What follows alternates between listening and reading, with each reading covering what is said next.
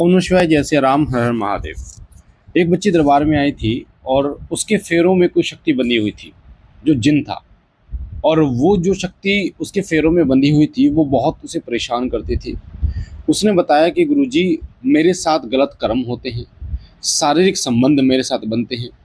मुझे ऐसा लगता है जैसे कोई और शक्ति रूप लेके मेरे पति का और शारीरिक संबंध मेरे साथ बना रही हो। साथ साथ में मेरे और मेरे पति के बीच में बहुत ज़्यादा लड़ाइयाँ होती हैं। यहाँ तक कि ऐसा समय आ गया है कि डिवोर्स लेने के आसार बन रहे हैं। तो गुरुजी, कई लोगों ने बताया कि शक्ति फेरों में बंध चुकी है, एक बार आप देख के बताइए। तो जब मैंने उसकी पूछा देखी तो पता चला उसके फेरों में जिन जिन्नात बंध गए थे। अब ये बंधे कैसे थे? शादी से पहले शादी से पहले उसके शरीर के ऊपर एक जिन था जो लग गया था कहीं से, और फिर जब शादी हुई तो वो फेरों में बंध गया। अब जो जिन शादी में फेरों में बंधा, उसने उस लड़की को अपनी धर्मपत्नी मानना शुरू किया और उसी प्रकार व्यवहार करना शुरू किया जैसे एक पति अपनी धर्मपत्नी के साथ करता है, हक जताता है, अधिकार जताता है। तो उसने बोला कि गुरुजी, कैसे मैं इससे बच सकती हूँ? तो आपको भी मैं बताऊंगा कि फेरों में अगर आपके भी कोई शक्ति बंध गई है तो कैसे आप बच सकते हैं उससे। और साथ साथ में ये भी बताऊंगा, एक विशेष उपाय बताऊंगा जिस उपाय के द्वारा आप फेरों में बंधी शक्ति से छुटकारा पा सकते हैं। इस उपाय को आप स्वयं अपने घर से करवाएंगे। कैसे करना है ये उपाय, इसकी पूरी जानकारी आज की वीडियो में आपको मिलेगी। वीडियो को ध्यान से और लास्ट तक सुनना बेटा, जब भी आपको एक एक चीज़ बारीकी से समझ में आएगी, क्योंकि बहुत सारे लोग ऐसे हैं और विशेष रूप से माता बहनें जो इस परेशानी से ज़्यादा परेशान है। फेरों में शक्तियाँ बंध गई है और वो जाने का नाम ही नहीं ले रही, अपना हक जता रही है, पति पत्नी के बीच में मतभेद उत्पन्न कर रही है, यहाँ तक कि तलाक की नौबत आ जाती है, बच्चे छोड़ने की नौबत आ जाती है और महिला का जो शरीर है वो सूखता चला जाता है, शरीर में कुछ नहीं बचता, बच्चे नहीं हो रहे हैं। इस प्रकार की समस्या, पेड़ों के नीचे दर्द हो रहा है यानी नाभि के नीचे। तो आखिर ऐसा क्यों होता है? देखिए, सबसे पहले मैं आपको एक बात बता दूं, फेरों में जो शक्ति बन जाती है वो बहुत प्रबल हो जाती है। बहुत प्रबल इसलिए हो जाते हैं क्योंकि अग्नि को साक्षी मानकर मंत्रोच्चारण से उसके फेरे होते हैं, 7 फेरे होते हैं। और जब 7 फेरे होते हैं तो वो जो शक्ति उसके शरीर में होती है वो उसको अपनी धर्मपत्नी मानना शुरू कर देती है। और जो पुरुष उसका असली पति होता है उसको उसके पास नहीं आने देती, उसके बीच में द्वेष उत्पन्न कर देती है, उस महिला के दिमाग में उल्टे सीधे ख्यालात पैदा कर देती है कि ये व्यक्ति अच्छा नहीं है, या इसकी गलत फहमी उसके मन में उत्पन्न कर देती है और उसको अकेला रहना पसंद होता है। ये सब चीज़ें उसके साथ घटित होती हैं। तो मैं आपको बताऊं, अगर आपके शरीर के ऊपर भी कोई नेगेटिव शक्ति है तो शादी होने से पहले, यानी बच्चे की शादी होने से पहले पहले उसको हटवा लें, अच्छे तरीके से पक्का इलाज करा लें ताकि नेगेटिव शक्ति फेरों में ना बंधे। कई बार ये भी देखा गया है, 1-2 केस मैंने सुने हैं कि फेरों में शक्ति ना बंध जाए इसलिए शादी में फेरे ही नहीं डलवाए, पर फिर भी वो परेशान तो करेंगे। अब शादी के फेरों में शक्ति कैसे बंधती है पहले हम इसे समझेंगे, उसके बाद मैं आपको बताऊंगा कि शक्ति जब बंधती है तो उसके लक्षण क्या होते हैं, और साथ साथ में फिर लास्ट में मैं आपको एक बात बताऊंगा कि कैसे आप इस शक्ति से बच सकते हैं। तो नेगेटिव शक्ति, जो नकारात्मक शक्ति होती है, वो कौन कौन सी ऐसी होती है जो फेरों में बंध जाती है? देखो, मशान विशेष रूप से, जिन्नात विशेष रूप से बंधते हैं, प्रेत भी बंध जाते हैं, कई बार तंत्र कर कर भेज दिया जाता है, वो भी बंध जाते हैं। तो अगर किसी माता बहन को शादी से पहले नेगेटिविटी लगी हुई है और वो फेरों में बंध जाती है तो कैसे आप पहचान सकते हैं? ध्यान से सुनिए। उसको हल्दी लगती है, मेहंदी लगती है, जिससे वो शक्ति और प्रबल हो जाती है और ज़्यादा उसको परेशान करती है। जब भी कोई शक्ति, नकारात्मक शक्ति फेरों में बंध जाती है तो उस महिला को कैसे पता चलता है? उसके साथ गलत कर्म होने शुरू हो जाते हैं। उसको ऐसा लगता है कि रात को संभोग कर रहा है कोई व्यक्ति, कई बार दिन में उसको ऐसा महसूस होता है कि वो काम कर रही है, काम करते करते वो गिर गई और जब उठी तो उसको पता चला उसका शरीर बहुत टूट रहा है, दुख रहा है, पेट में दर्द हो रहा है। इस प्रकार की परेशानियां उसके साथ होती हैं। कई बार उसके पति के ही रूप में कोई उसके साथ गलत कर्म कर रहा है, ऐसे सपने उसको दिखाई देते हैं।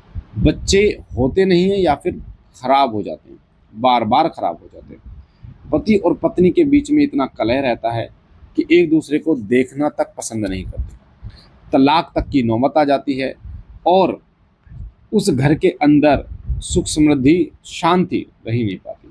कई बार तो जो पति होता है, क्योंकि पत्नी के ऊपर तो नेगेटिव शक्ति है, पर पति के विरुद्ध उसको भड़का रही है। कई बार पति, क्योंकि इंसान तो इंसान होता है, अब उसको वो भी इतना परेशान हो जाता है कि वो खुद तलाक देने के आ जाता है। तो अगर आपके साथ ऐसी दिक्कतें हो रही हैं, आपके नाभि के नीचे दर्द, बेशुमार दर्द, सुबह उठते हैं इतना भयंकर दर्द के इंजेक्शन लगाने पड़ रहे हैं, तो इस प्रकार का दर्द होता है, तो इसका मतलब समझ जाइए कि कोई शक्ति आपके फेरों में बंध चुकी है।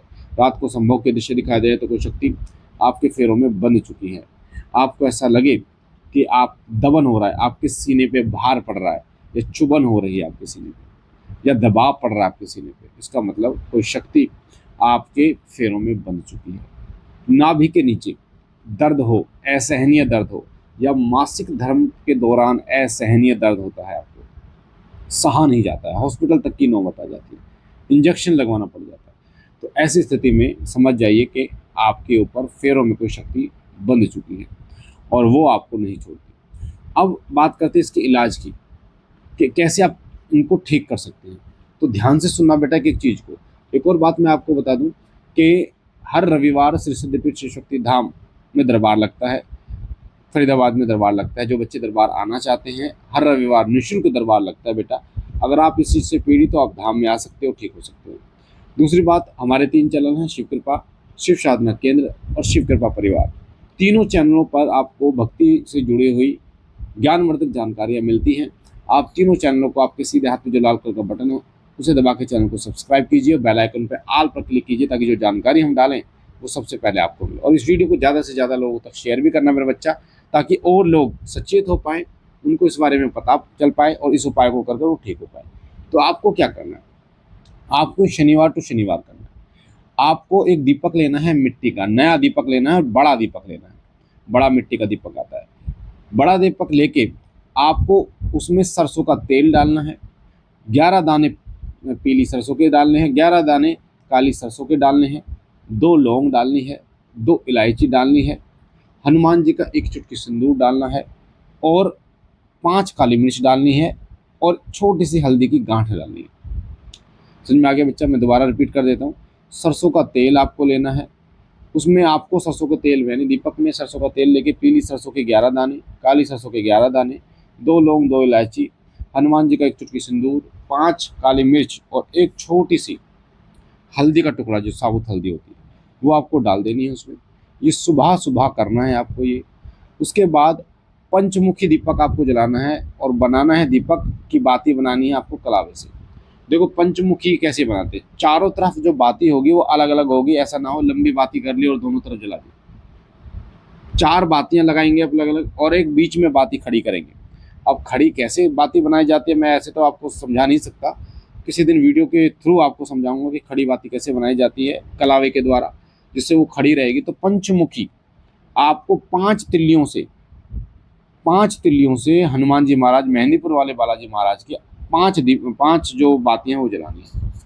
इस बात का ध्यान रखें, हर बाती अलग अलग तिल्ली से जलेगी और हर बाती अलग अलग होगी, मिक्स नहीं होगी। जलाने के बाद इस दीपक को आप अपने ऊपर से एंटी क्लॉकवाइज उतारना है। और उससे पहले आपको ना एक प्लेट लेनी है, वो नहीं आती थर्माकोल की, या प्लेट आती है जो जिसमें भंडारा वारा करते हैं, उस प्लेट में आपको ना हनुमान जी के सिंदूर, तिल का तेल, हनुमान जी के सिंदूर और चमेली का तेल मिला के इत्र के साथ, हनुमान जी का सिंदूर, इत्र और चमेली का तेल मिला के हनुमान जी का बीज मंत्र हम लिखना है बड़ा, और उसके ऊपर 2 दाने डालने हैं आपको चावल के, और उसके ऊपर स्थापित कर देना है इस दीपक को।